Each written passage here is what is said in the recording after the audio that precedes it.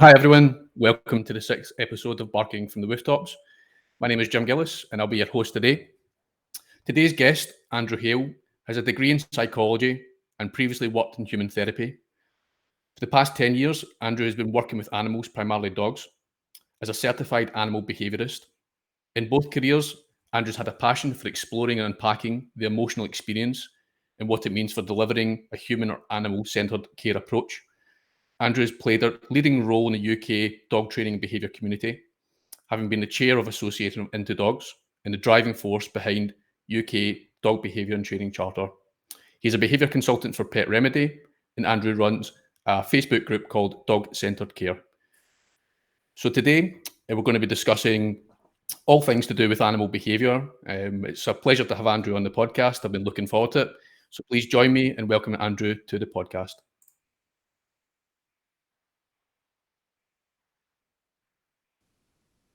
Hi there, Andrew. Hey, Jim. How are you? I'm very good. Thanks. Yourself? Yeah, good. Thank you so much for having me along. And especially looking at the caliber of your previous guests, I feel very humbled by it. So, yeah, thank you very much.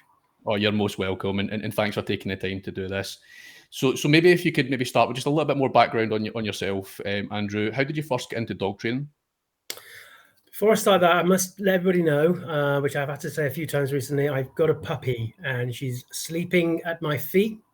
So hopefully that will stay all the way through. But I just thought I'd let people know in case things get a bit lively. So dog training. So I've got a human psychology background, as you mentioned. And then I had my own breakdown, the kind of mother of all breakdowns, really. And it just goes to show, just because you know about stuff doesn't make you immune from it. I'm immune from having challenges, and I just didn't see it coming, Jim, to be honest. And when it hit me hard. So there's nothing like that kind of situation to really give you a chance to reflect and reappraise. And one of my therapists that I was having, his brother was, only because he's retired, he's still with us. John Roberts is his brother. John was very much involved in animal husbandry within zoo settings. And that's how I started to have a conversation about animal behavior. And I just found it really interesting. And because of what I was going through in my own personal life, I thought, well, maybe it's time for a bit of a shift and a change. And I got a chance to spend a couple of years with him around various zoos, and it was really interesting. And then I started thinking about, well, maybe this could be my next step forwards about what I do as a career. And there's not many gorillas or big cats about, unless they're in a zoo, of course. So I've always loved dogs, and I thought, well, maybe this is the way through. So that's kind of how it came about. And in both careers, really, human and working with animals, dogs specifically, I've always had an interest for the notion of the emotional experience and you know what that is and what that means. And obviously we can unpack some of that now if you want to, but and that's what's connected through, because the thing about the emotional experience, people will have heard me talk about this before if they've heard me speak before, of course. Two very important things about the emotional experience. One is we all have one. This is the point. You have one, I have one, our dog has one, the cat has one, the horse has one. And secondly, and this is the important bit for me and the fascinating bit, they're all very unique and different. So you and I, Jim, can be in the same place experiencing the same thing at the same time, but we'll have a very different experience around that. We will add value to different things. We will take away different things. We will experience different things. And that is what's so fascinating about the emotional experience. So when we think about our work, we have to think about our emotional experience, which is important because we overlook that a lot. We have to think about the emotional experience of the caregiver. And quite often, it can be easy to not be available to hear that, not for them not to be able to share their emotional experience. And then, of course, the emotional experience of the dog. And that's the most important thing that I talk about a lot because, it's not more important than our or the carer's emotional experience, but it isn't as far as what I talk about, because that's what we put a lot of focus on. And I very much see it about, I use the word truth a lot. When we think about the emotional experience, it is an expression of our own individual truth. And what a lot of the discussions that are going on at the moment regarding how we rethink our view of behavior, which has in the past been quite an arbitrary one about how do we change behavior, the lots of how, to more of a philosophical thought about how do we become better at being available to the truth of another, whether that's the caregiver and, of course, the dog. So that's kind of how I came into it and why I'm doing what I do, I guess. Sounds good. And where can people find out more about you, Andrew? You have your own website, and I'll bring that up just now, and that's Dog Centre Care, that stands for, the Dog CC part, is that right? That's right, yeah. So Dog Centre Care is a new kind of venture, really.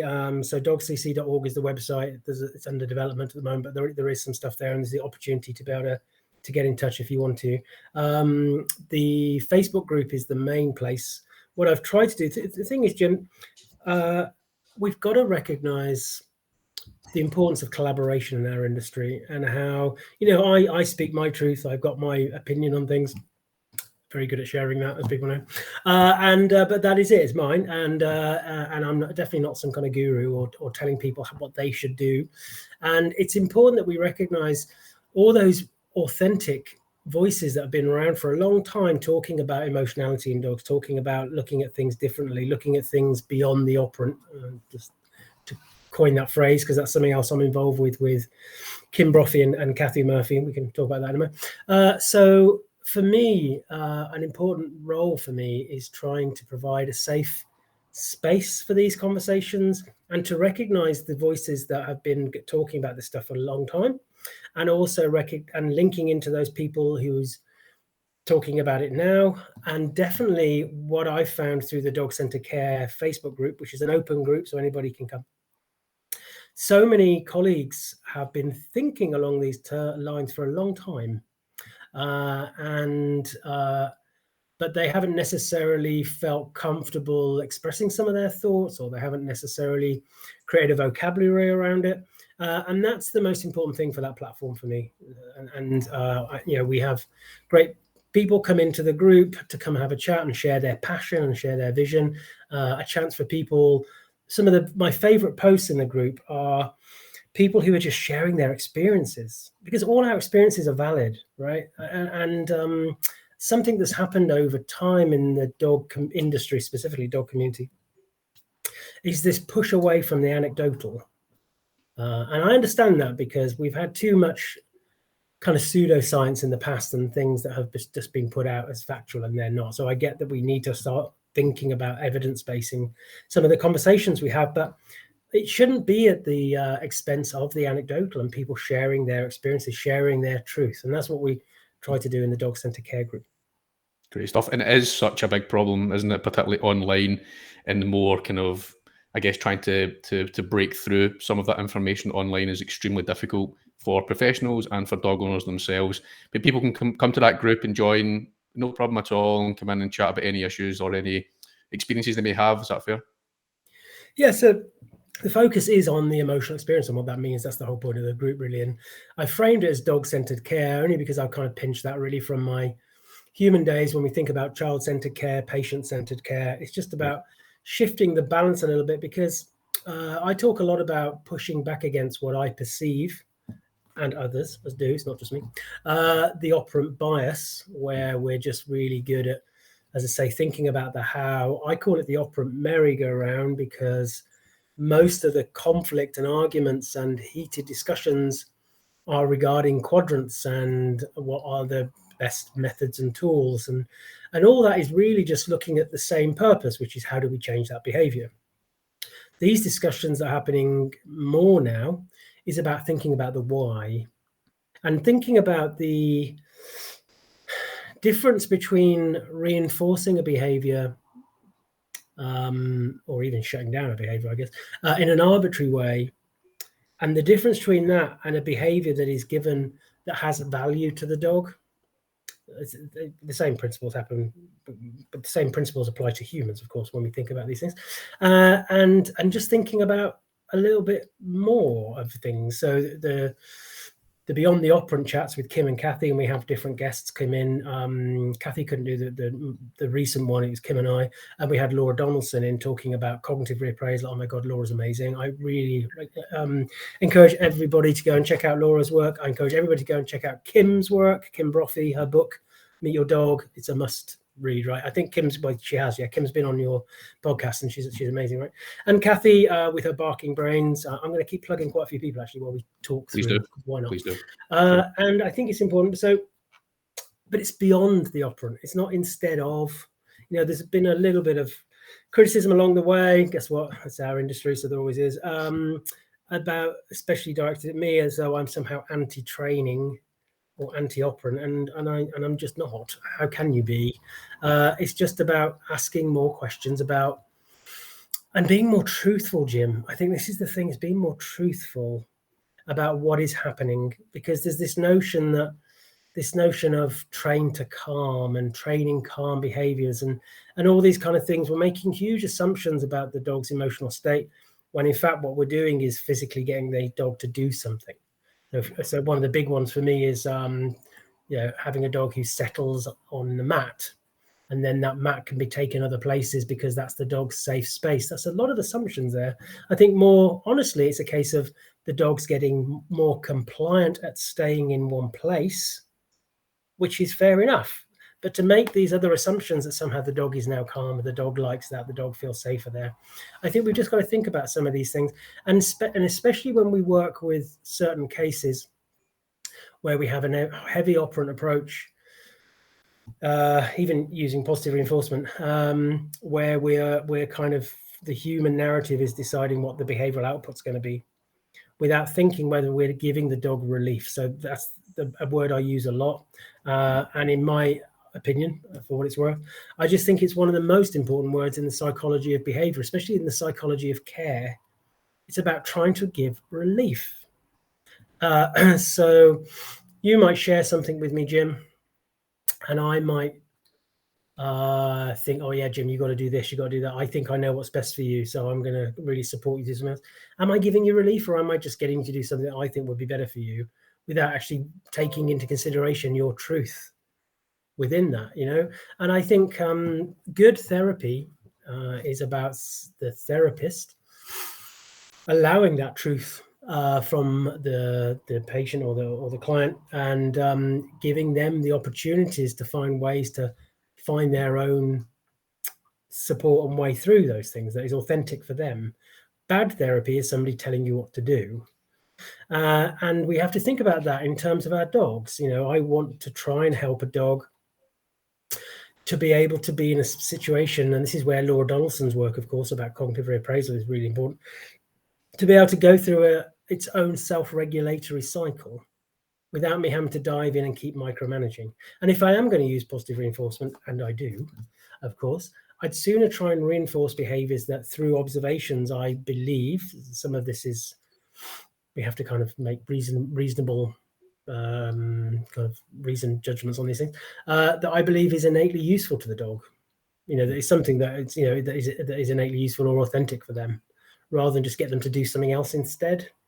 Sure. And I wanted to touch on, you mentioned that relief behaviors, and that really struck a chord with me. And I wonder if we can maybe unpack that just a little bit more, maybe some real life examples of where you may see relief behavior. I'm thinking of one that can maybe kick us off with my dog Floyd, who came out of 2 years in the kennels with flank suckling issues and a lot of kind of suckling issues. And at the time, it would probably been labeled as problematic or undesirable, but it served function for him, right? It had a meaning, and that meaning was to soothe, to relieve himself of the stress he was under. Is there any other examples you can give like that, Andrew? Let's just break down relief a little bit first, because I think that's important. So relief is about, so when we think about the science that I like to see us standing on the science. That's how I like to see it, so that we can look beyond things, rather than have the science as some kind of barrier to us thinking more. Because true science is about asking questions, and it's about seeking more and then finding out those answers. But I work a lot on what we know about neurology and physiology. That's where Kathy Murphy comes in. Of course, we always need a neuroscientist in the room, Jim, as I say, because it's helpful. So neurology and physiology, and when we think about the emotional experience coming, because all this fits in, you see. So anybody who's heard me give kind of full talks on these things, it's connecting this arc, really. What we know about the emotional experience, there's three main parts that I focus in on. One is sensory inputs, that's sensory integration, Again, Kathy Murphy talks has given some great talks on sensory integration. Then how the brain processes that information and its ability to do so. So I use my doors of the brain analogy. So it's a very simple one, but I use simple ones because I want my clients to really get them. So if you imagine the brain has lots of little doors in it, we need as many doors open as possible for that processing to be able to done in a kind of safe, calm, rational way. Pain and stress are big door closers, and so you just can't process as well. We see this a lot with elevated dogs. Dogs who are stressed, they can't process properly. And then finally, the nervous system, because ultimately everything's about what the nervous system decides to do. And if the nervous system takes over, even us humans who have a big thinking brain, and we're good at modulating our behavior as adults most of the time, which is kind of why we don't go around punching each other in the face in Sainsbury's when we bash into our trolleys, although some people do. But even we struggle sometimes, because if that nervous system takes over, we end up saying and doing stuff that we might regret later. That's the whole point, right? So as soon as we get that elevation, then as soon as that nervous system builds, the body's looking to get back to that kind of initial baseline, and that's relief-seeking element. We need relief, and for me, there are two types of relief, and there's kind of three, but the third one isn't really a type. But the first is absolute relief, and that's where so the first is absolute relief. The second is temporary relief. So a good example, if you've got dental pain and you take some pain relief, you'll get temporary relief because that's giving you that temporary relief. When the pain relief wears away, you've got the dental pain again. Whereas when you've gone to the dentist and you've had your root canal done or whatever it is, that's absolute relief, and it's just looking at it in those terms. So the third one, if you want to call it a type, it's not really a type, is no relief, of course. So it doesn't matter what you do, you don't get relief. You don't get a chance to change how you feel. You don't get a chance to be able to process something differently. And that's a real shame. And I do wonder how many dogs end up having no relief. So when we start thinking about temporary relief, especially, temporary relief is not a bad thing. It's a good thing, right? Because we need that sometimes. So the example I use a lot is having a tough job, coming home, the kids are playing up, so you go and have a nice hot bubble bath and a glass of Prosecco. That's temporary relief. And we need that. But the trouble is when you get out of the bath, the kids are still feral and you've got a rubbish job. But so it's temporary relief. But the downside to temporary relief, and this kind of fits with what you were saying about the example you gave, is that it can easily fall into behaviors that start to become more problematic or inappropriate. So if that glass of Prosecco turns into a bottle of Prosecco, and this is the thing we've got to think about. Invariably, when we think about relief, we are seeking something. We're seeking escape from, we are seeking connection to, we are seeking whatever, we're seeking something to eat, whatever it is. So, and I think the problem with temporary relief, and especially behaviors that start to become problematic, is that we get something, but we're still not getting what we're seeking ultimately. And as somebody who's had a substance abuse problem myself, I get that. And some of this notion that's out there with substance abuse, that somehow the thing is addictive. Well, it is to a point, that's what we do. But most importantly is the fact that there is a connection that is lacking. And that was definitely the case for me.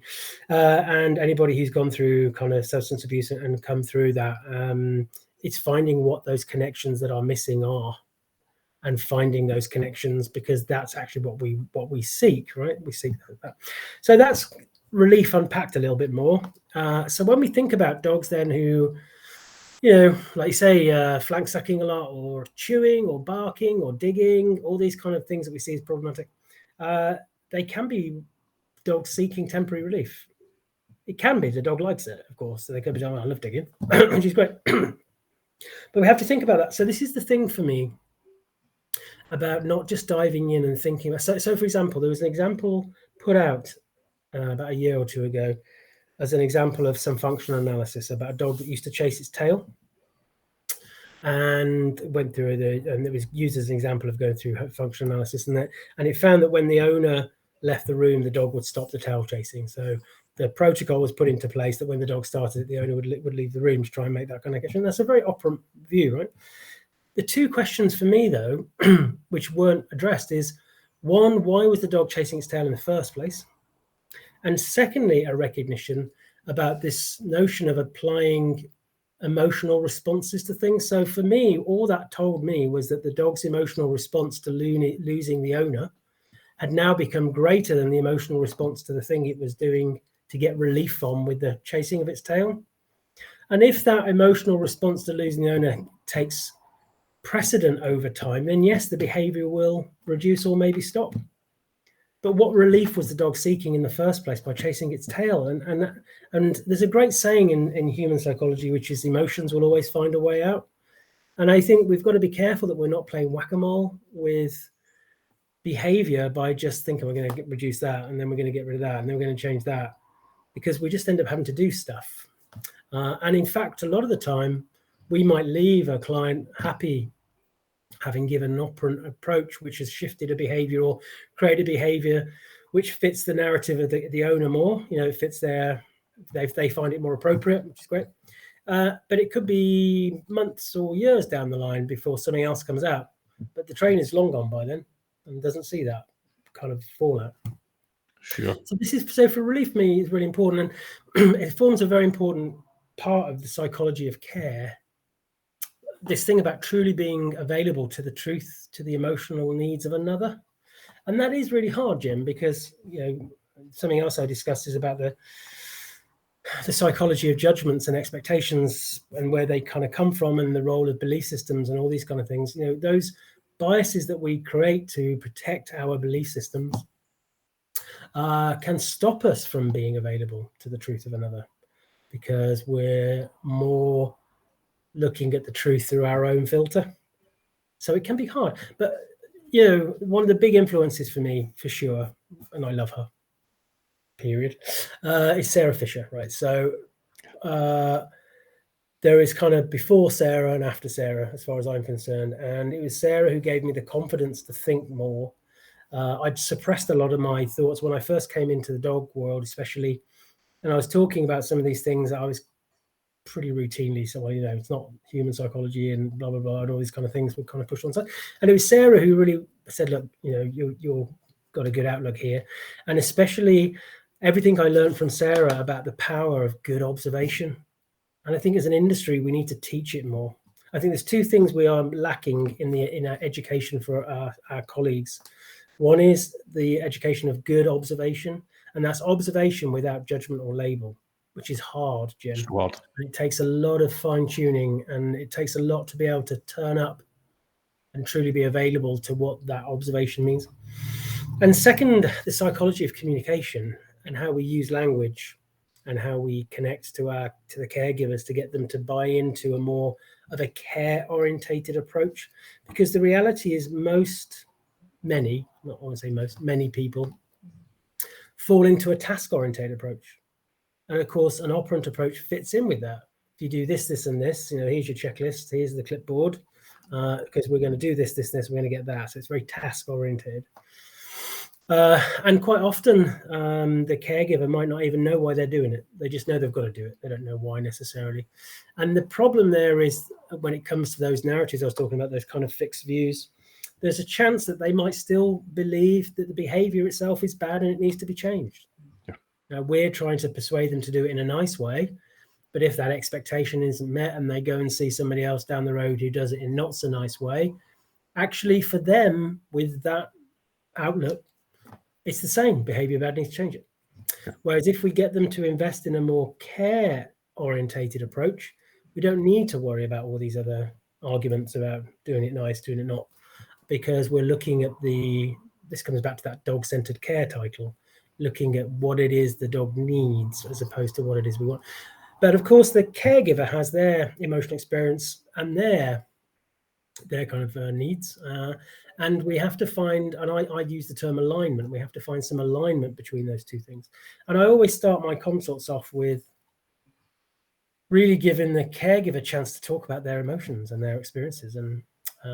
And humans are notoriously bad at communicating emotional need, but on the flip side of that, we all have a real need and desire to want to do it. Even us blokes, Jim, given the chance to, we want to let people know how it makes us feel, even if the language is a bit fruity when we talk about it, or whatever it is that we need to say, right?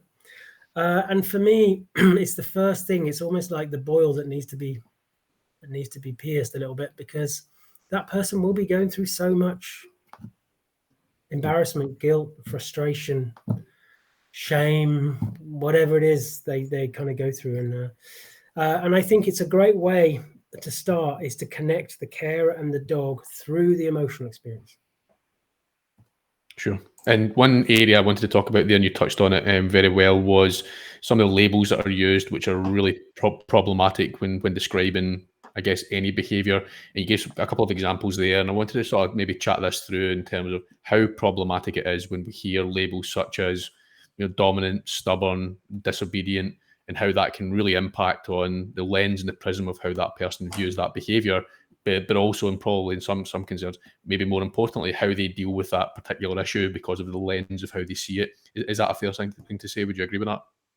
Yeah, and that's why the psychology of that side of thing is really important. It's something that I've started giving some talks on myself, and I'm going to be running a little course through Dog Centred Care for professionals, whether you're a groomer, a trainer, vet, doesn't matter, on unpacking the emotional experience. What does it mean? What does it mean for us? What does it mean for our clients?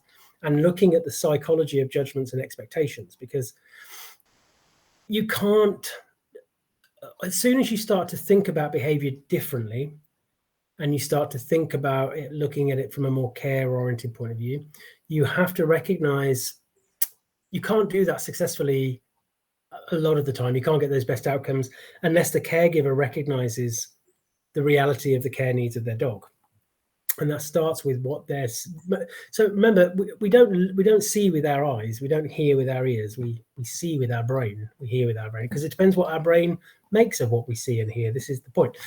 So the brain doesn't like to have to cognitively reappraise much. In other words, it doesn't like to have to really think about it much, because it would be knackering, wouldn't it? It would just be so tiring.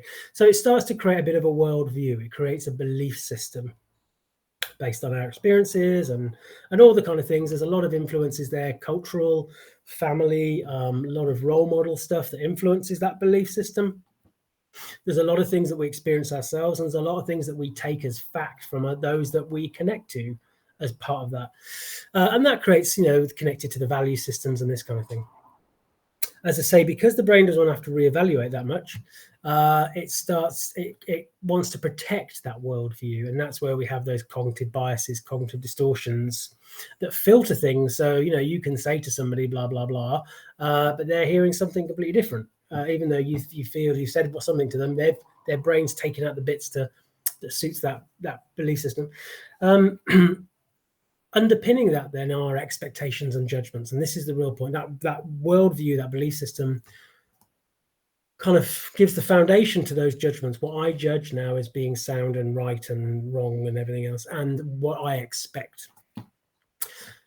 As soon as those expectations and judgments are compromised or not met, there is a real drive, a real urge to want to control, change, and coerce to get that to fit my worldview, my belief system. And this is just the reality of it. And we will all go through these processes, but most of us aren't even aware of this process. That's the point. So you're absolutely right. If somebody believes their dog is dominant and they have an expectation that their dog should be able to do something, they will then start to create a language around that, because that's the final bit of that little hierarchy, is the language we use to support it. So they'll use words like bad, naughty, stubborn, willful. They'll create a language around that which fits their worldview now, which is taking them further and further away from that dog's truth. Yeah. Because this is really important stuff. So true. So we have to learn about this stuff, because we need to navigate that. Now, sometimes you'll meet a client whose worldview, their belief system is completely in alignment with yours, and it's wonderful, right? So easy. They're like, oh yeah, well, I think my dog's quite stressed, so actually I've stopped taking my dog down the dog park now. And you think, yeah, great, you get it. But there's other people whose worldview, belief system is a 180 to ours. And we've got to stop judging them as bad people. because they're just people with a different worldview at the moment. We can make other judgment calls about people being bad people, of course we can, but not just because they think their dog's dominant or because they've used certain tools. The big word here is the word awareness, Jim. Mm-hmm. They're just not aware because they haven't been able to be available enough to the truth of another. They've just very much fallen into the trap that we all have of that quick thinking, judgment, expectation brain. So it's important. And when we learn to navigate some of this stuff, it helps because we can bring people on. Now, if you think your dog's dominant and you've used certain tools, and I was to say, actually, do you know what, Jim, your dog is not dominant. We don't say that anymore. And actually, we don't use those tools because they're wrong. And actually, they can cause a lot of problem. And studies have shown that actually, if you do that, blah, blah, blah. You might think, oh, okay, I didn't know that. But more likely, those defense systems are kicking off in your brain now. Those belief filters are starting to put up barriers because you're starting to feel stupid. You're starting to feel threatened. You're starting to feel challenged. Because that's what the brain makes us feel, because remember, it doesn't want to have to reappraise. So we have to allow people through language, this is why I love talking about connecting through the emotional experience, because it's one way on a very human level that we can. Give you a little example of this. So there was a great thing it's a little while ago on Channel 4, they had a documentary where they brought together people from polarized views, and they had a Syrian refugee and somebody from a very right-wing kind of English Defence League sort of background. And it was really interesting because the guy was in tears at the end of that because her story touched him so much. So to him, all immigrants are bad, or, they're all here to take our job, or whatever it is, or it's a racist thing because they're different. When he heard that lady's story, when he heard about the loss of her child, when he heard about what she was fleeing from, when he heard about all these kind of things, and when he heard about the reasons why she chose the UK, because there's this kind of thing about, well, why not stop in France? He got it. And this is the thing, he was able to be available to the truth of another. And it's powerful stuff, Jim. Sure is. You make some really good points there. And I guess we would like to unpack a little bit more is about that, the client-facing side of it, where you made a great example there of barriers being put up, feeling attacked, by us dealing with labels or tools or approach too directly. And you're right, it's an educational issue, isn't it? That person might not be aware that things have moved on, that we don't use those tools or those approaches, or that there's a better way because nobody has shown them. And how we approach that is of critical value, isn't it, to that particular owner, adopter, whatever. Do you have any tips or advice in terms of how to approach that better that will get compliance or get them on board faster? I think one of the most important things is giving them a chance at the very beginning to tell us what they need to tell us. And some of this comes from good communication skills that, we can't unpack in tonight, of course. But there's also, I think, so my husband's a nurse. He's an end-of-life nurse, actually. And the level of care awareness that he has can't be taught.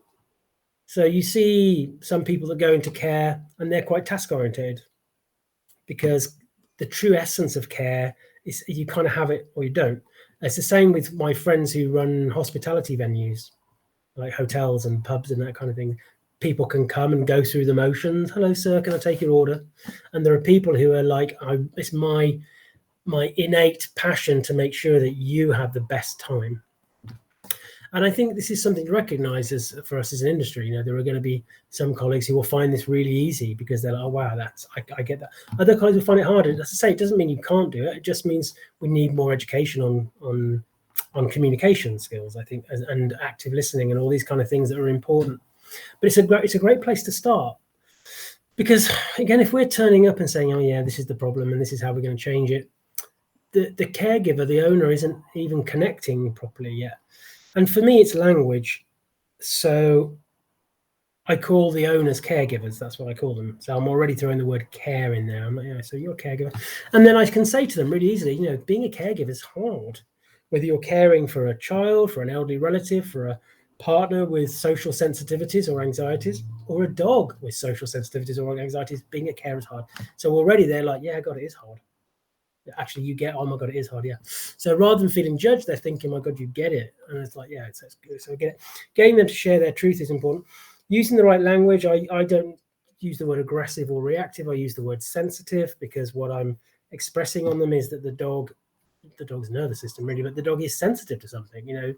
They're unable to be exposed to something without having that big elevation, and they struggle to self-regulate. I used support plans instead of training plans. I make those support plans, they're a live plan. So I use a bit of software so that the support plan isn't just a report that's it to be filed away. It's something that I keep adding to for them, and it really plays into that kind of psychology of recognizing that this is an organic process.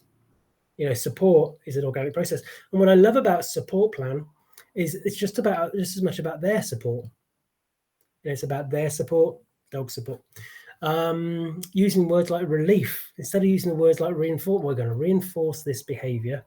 I don't say that. I say we're going to do this because it's going to give your dog relief. Or I can say to them, actually, and it's a lot easier to pitch management when you start talking in these terms, because especially when they've shared a lot with you themselves about how it makes them feel to be in certain situations. And then what I tend to do is a 3-stage thing. The first stage is caregiver, tell me stuff. Second is, in a neutral way, introduce the principle of the emotional experience and stress and use my analogies. Then I throw that back to the caregiver and I can say, oh, so your bucket must have been pretty full then, or you probably didn't have many doors open, did you? Or I bet you really wanted relief then, didn't you? And they're like, my God, yeah, I did. The last thing we talk about now is the dog, because we're using the right vocabulary now. We're on the same page. And now we can bring Rover into it. What do you think? How do we think Rover must be doing with that? Where's Rover's bucket in that? And usually there's some consensus, which is actually that situation that you're finding yourself isn't helping either of you. And they can come to a better conclusion. Now, if I'd started off by saying, why are you taking your dog down the beach? Don't take your dog down the beach. I'd have said, yeah, but I want to take the dog down the beach. God, I paid you all that money for you to tell me I can't do something. Whereas if we come to that conclusion ourselves, quite often they're like, oh God, I don't have to go to the beach. God, that's great, because I dread going down the beach with my dog because there's always a bit of trouble. So I think this it's only a small bit there, Jim, I know, but it's just given a flavor really for, and I really must stress, this is really important. I just think about my own stuff and I talk about stuff, and I just invite people to think about this and pull the strands out that they feel might be authentic or applicable for them. It definitely isn't a blueprint and saying other people must do it this way. But I think, the days of turning up and just leaving a report or a training plan are kind of fading behind us now. We have to get, and this notion of compliance, how do we get them to be compliant? I hate that word, because in the same way, like I was talking earlier about my kind of issues around it with doggies a little bit, but we need them to buy into it for sure. We need them to recognize their role, but it's far better that they do so willingly and knowingly than it to be a chore or to be something that because this thing about expectations, we're thinking, hang on, you've got unrealistic expectations of your dog. We often say that our industry is 50% managing expectations, and yet we're putting expectations on the client when we meet them. So I think there's a bit of an irony there, isn't there? Yeah, definitely, for sure. There was one analogy that I really wanted you to go through, if you wouldn't mind, which was that bucket analogy. You mentioned it there. About I guess some people's ability to cope, and when that bucket overfills, that's when we maybe start to see, and that applies to our dogs too, right? I was wondering if you could take us through that wonderful analogy, Andrew. Yeah, so it's not my analogy, this one. It's been around for a long time, but it's a good one. And so it's a very simple one, really. Everybody kind of takes the bucket analogy in their own way professionally. And we even used it back in human therapy days before I even came to animals. But if you imagine the empty bucket, this is how I kind of define it. If you imagine the empty bucket as it denotes the nervous system, the stress system, right? And the water in the bucket is how much stress we're carrying, or how much that nervous system engages. The fuller the bucket, the less doors we have open, the less chance of a mindful, rational self-regulated response, the more chance of a dysregulated, emotional, irrational, and this is the important word for me, really important word, reflexive response. The fuller your bucket, the more chances you are just to do something. And remember that what I love about the bucket analogy, and my friends in the ACE community, the Animal Centered Education, Sarah Fisher and ACE, they use the candles analogy, and I can't remember the lady who came up with the candles, which is another kind of version of this, really, which is the more stress you have, the more individual stresses, the more you light individual candles, and the more heat you create, the more more elevated you are. It doesn't matter how you look at it. What I love about both those analogies, really, but we're talking about the bucket one specifically, is that is how lacking in judgment it is. It's not saying the bucket is good and bad. It's not saying what goes in the bucket is good and bad. Remember, the body doesn't care. The body doesn't discriminate between good and bad stress. Our brain does. A negative bias and all that kind of stuff. So it's just anything go in the bucket. And stress is cool. It's not a bad thing. It gets us doing stuff and it's important. And a normal process is bucket filling, which is the sympathetic system. And then homeostasis takes over. And then we have decompression or bucket draining, the parasympathetic system. It's just nice and simple. But the thing is, if in an ideal world, we have our bucket, baseline level, that's where the body thinks this is my kind of baseline bit. And if you imagine lots of little dials, all the dials are all set nice. There is an elevation, so that means the bucket fills a bit, but then there's the opportunity for it to decompress and drain back to that nice level. That's all lovely. Problem is when we get it filling, drain a bit, filling, drain a bit, and we end up with an artificially high level. And this happens with us all the time. And sadly, we've kind of passed this on for our dogs. Kim Brophy says about dysregulation that you don't get dysregulation in Mother Nature. Animals, they elevate and decompress. They go through that kind of regulatory process. Admittedly, they might get eaten during that process, but we're really good at just not decompressing properly. And when I was working with humans, I have worked with people who had been stressed for decades, not just weeks or months. So they feel that they're not stressed until something happens that kind of makes them think, well, maybe I am. They sleep through the night, but the problem is they're not refreshed when they get up in the morning. It doesn't matter how much the kind of R&R they take, they're never quite recuperated. And that's because the system's all over the place. And so the bucket analogy is a good one. The buckets, the doors, the brain, relief, those three things for me really encapsulate the emotional experience and the notion of care. And it's something that caregivers can get their head around. So very quickly, caregivers then, when they're sending I've got an online journal so they can put in their entries. They're saying, oh my God, my bucket was really full today. Or Rover didn't have many doors open today. I can, whatever it is. And it's just recognizing the correlation in all these things because we can see it more. We've just got to stop seeing behavior as somehow on a continuum of good to bad.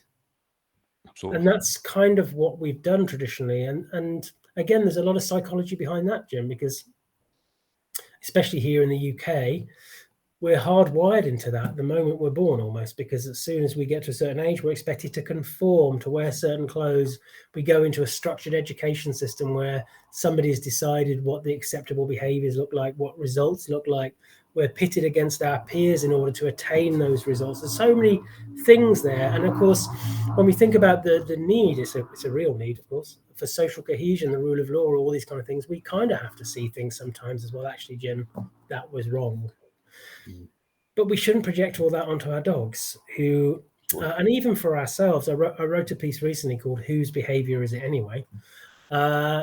Looking at the intrinsic, authenticness of behavior. I see our individual behaviors as unique to us as our haircut or the clothes we wear or the car we drive. Right? And we've got to be careful when we're trying to change behavior that we're not taking away some of that authentic, valued behavioral responses. We've seen the fallout from that with our friends in the neurodivergent community who have experienced quite harsh kind of, especially ABA style approaches when they were younger. We've seen the same with certain sectors of the community. I would include myself with that. I'm a gay man, married now, all great and wonderful, but growing up in the 70s, it wasn't like that. And so, yeah, there's a lot to consider. For sure. And I guess that those kind of culturally conditioned part of us does apply to dogs too. And I tend to find that most owners may have expectations of how dogs will behave, in their homes, and that's maybe culturally conditioned. It may not be reality, particularly for that dog who has a evolutionary ethological background. And I'm thinking of some examples of dogs that I'm working with just now that maybe wouldn't translate particularly well into a domestic setting. And it's the owner's expectation of that dog. And normally when the dog doesn't meet those expectations, that's when problems start. Would you agree with that? 100%. There's that saying, isn't it? Expectations are the mother of all disappointment. And the best antidote to expectation is gratitude.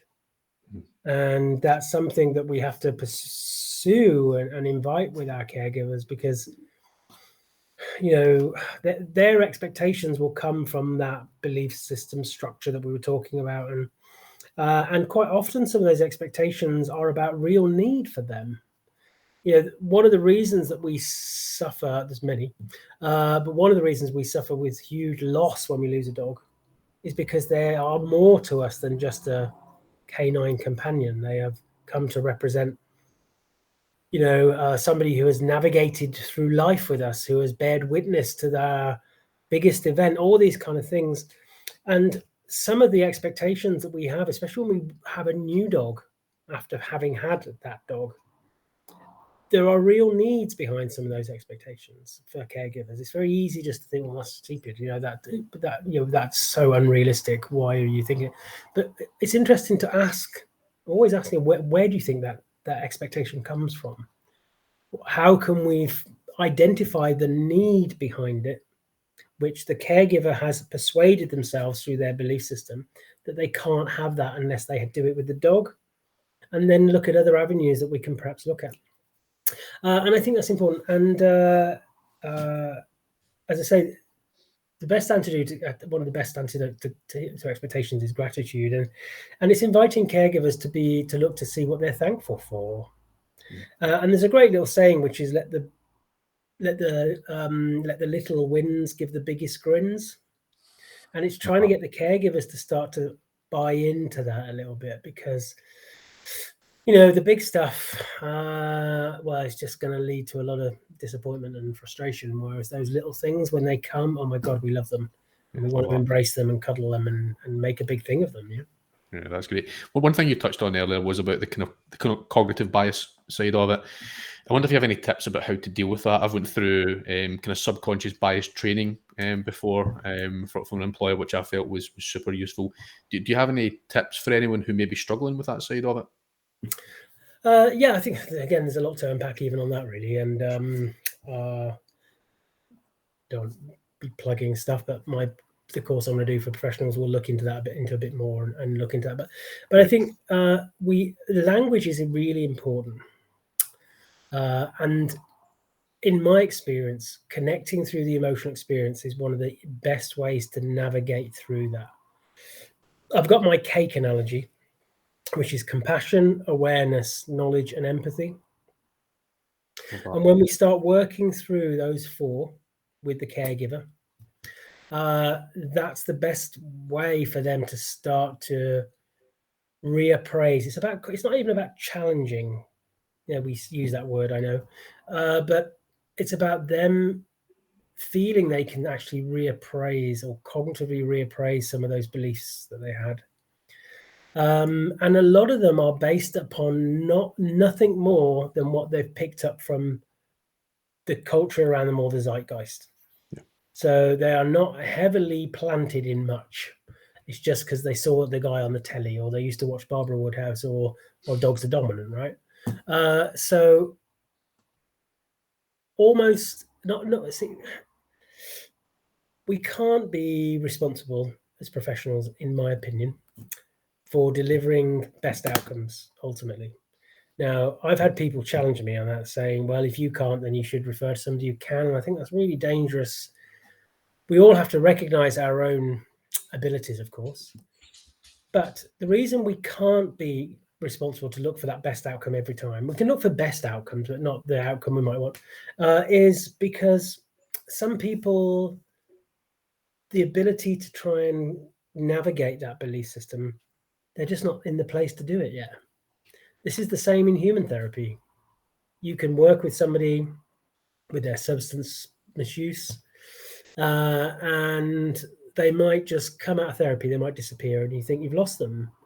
But another year down the line, they're ready to engage because they're in that place now. And I've worked with many, many clients who have found that their own expectation is so strong, their own needs were so strong that they couldn't quite bypass that at the time, and they've ended up doing other stuff, and then have come back and said, now I see it. Now I see it. Now I've had a chance to reappraise. And reappraisal is hard. It's very hard in the moment, and it's even harder over time. I would invite you, Jim, to think about your politics, your views, your connection to social norms. And I don't know how old you are, but over time, how they've shifted, right? But they didn't shift overnight. You didn't just suddenly think, actually, I totally disagree with that I thought of yesterday, and now I'm going to think that. Sometimes it can happen that way, especially if we're available to it, and that in itself takes a bit of practice. But so I think CAKE, compassion, awareness, knowledge, empathy. I've written an article on that in the Dog Centre Care Group. People visit. I think compassion is always a good place to start, and giving people the opportunity to share their truth, even if that truth we feel isn't right. As in that truth isn't the reality for their dog even. But we have to start somewhere, and it's better to be guided than it is to be challenged, I think. Yeah, for sure. And using empathy in those situations can really help to get that person to buy into what you're saying. But that applies to dogs too, and it does help us to, I guess, anthropomorphize a little bit from a dog's perspective, to empathize with their position, albeit it can be equally unhelpful depending on how far you take that. And I wonder if there's any examples of anthropomorphism, the situations where, dogs are, reacting instinctively and reflexively. As you mentioned, that was a fantastic example of reflexive behavior at a moment where they're massively over threshold and not necessarily, in inverted commas, thinking through what they're doing. They're reacting to their environment. And I wonder, do you have any tips or advice for people who maybe do have emotionally overloaded dogs, how to, and I guess it is case by case, but if there are any tips in terms of giving them relief behaviors that we can give them access to? And I'm thinking along the lines of using enrichment potentially. I'm massive into foraging and scent work and using those types of very natural, normal behaviors to help our dogs. Would they be good examples of relief behaviors that we can actually help embed in training plans? For sure. I just want to come back, unpack that, but I just want to come back to this anthropomorphism thing, because there was a big anti-anthropomorphic movement about 5 years or so ago, and I get it at the time, because part of that was the kind of pushback against people seeing their dogs as little furry people. The kind of baby that's got thrown out with the bathwater is the fact that we somehow dismissed the emotionality of the dogs in the process. And actually, anthropomorphism, it's a bit of an odd one anyway, a little bit for me, because we're an animal. We just happen to be a human animal. The human animal is extremely flawed and complicated, and the human condition is basically, in my opinion, the friction between the animal and our big philosophical, human thinking, pragmatic, planning brain, because they two collide quite a lot, right? And especially when we talk about expectations put on us as a species, because we're supposed to be civilized and we're supposed to not do stuff. I just thought I'd throw that in there. Almost always the answer is slowing things down as a starting point, because if I've got a dog who I've been asked to get involved because the dog struggles around with the dogs, for example, the last thing I want to do is see that dog around with the dogs. I want to learn from that dog how it processes in lots of different ways, how it processes me, how it deals with smaller elevations and decompressions when it's in situations, when the dog's in situations that it can self-regulate. I want to learn from that. I want to try and work out what those and one of the big ones we find is about how dogs move. Orientation is really important. It's something that we learn. And wasn't it interesting how the dog kind of needs to do that? The trouble is when the bucket's too full, they can't access some of that coping strategy because they're just dysregulated. So I think slowing things down is really important, giving clients especially permission to not do stuff for a while. Give that dog chance to generally decompress. And most of the, when I say most, I keep saying that word, shouldn't use that word. Many of the dogs I work with, I'm looking, Puppy's awake, by the way, everybody, but she's doing all right at the moment, so we should be okay. I'm just keeping an eye open that she's chewing something I want her to, and not one of my husband's Dolly Parton CDs or something like that, because I'll get him into trouble. I think many of the dogs, their bucket's fuller than it needs to be anyway. Yeah. Right. So if you imagine that's the bucket and there's the stress in the bucket, for me, the gap between the top of the stress and the top of the bucket, for me, that's tolerance. The size of the bucket for me is resilience. I think